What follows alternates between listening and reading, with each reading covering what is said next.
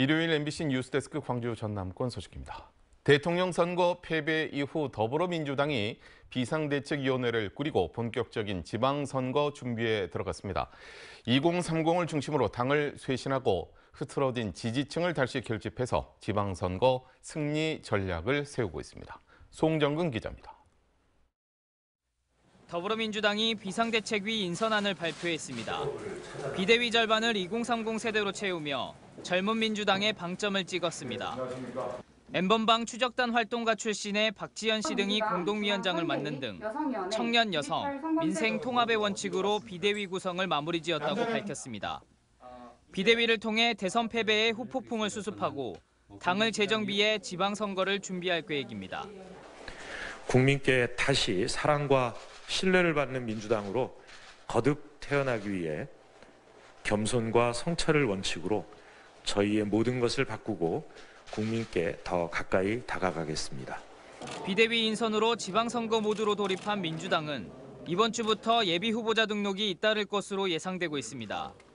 대선 이후 눈치 싸움을 벌였던 입지자들도 등록을 시작할 예정이고 이용섭 시장도 다음 주쯤 예비 후보자 등록을 마칠 계획입니다. 5월 12일까지 후보자 등록을 마쳐야 하기 때문에 4월 말까지는 당내 경선 등 공천 일정을 마무리할 것으로 예상되고 있습니다. 특히 지방선거가 윤석열 당선인의 취임 3주 뒤 치러진다는 점에서 대선 결과에 어느 정도 연동될 가능성을 우려하고 있습니다. 때문에 혁신적인 인물 등판과 정치 신인의 문호를 대폭 개방하는 방식의 혁신 공천이 제기되고 있습니다.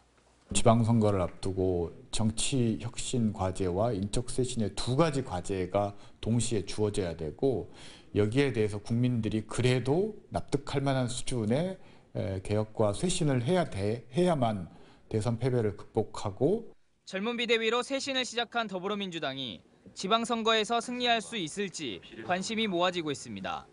MBC 뉴스 송정근입니다.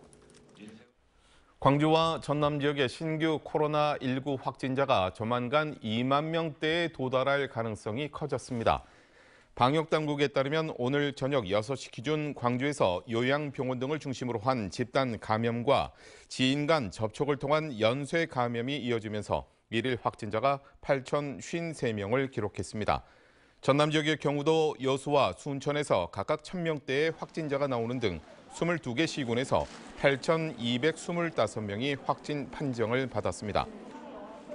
방역당국은 이번 주 중에 광주와 전남에서 각각 10,000명대 확진자가 나올 가능성이 크다며 마스크 착용 등 방역 수칙을 잘 지켜달라고 당부했습니다.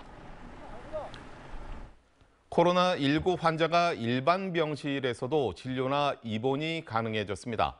오늘부터 바뀌는 감염 예방 관리 지침에 따라 일반 병실이 감염 관리 장비를 갖추고 소독, 환기 등 조건이 충족되면 진료와 입원이 가능해졌습니다.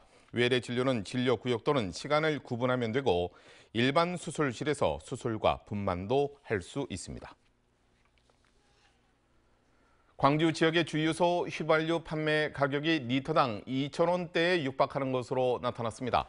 한국석유공사의 유가정보 시스템 오피넷에 따르면 오늘 광주의 주유소 휘발유 평균 가격은 리터당 1,940원으로 전날보다 5원 올랐고 전남 휘발유 평균 가격은 리터당 1,941원으로 4.95원 상승했습니다. 특히 광산구 산정동의 한 주유소 휘발유 가격이 리터당 2,067원으로 광주에서 가장 높았고 서구 농성동의 한 주유소에서는 2,057원으로 뒤를 이었습니다. 경유 판매가도 1리터에 평균 1,755원을 기록하고 있는 가운데 러시아의 우크라이나 침공에 따른 국제 유가가 반영되면 주유소 판매가는 더욱 오를 것으로 전망됩니다.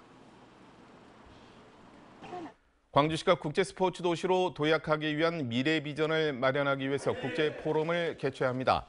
광주시는 오는 10월 김대중 컨벤션 센터에서 2038 광주 대구 아시안게임 유치 전략 등 대회 이후의 사업 등을 집중 논의합니다.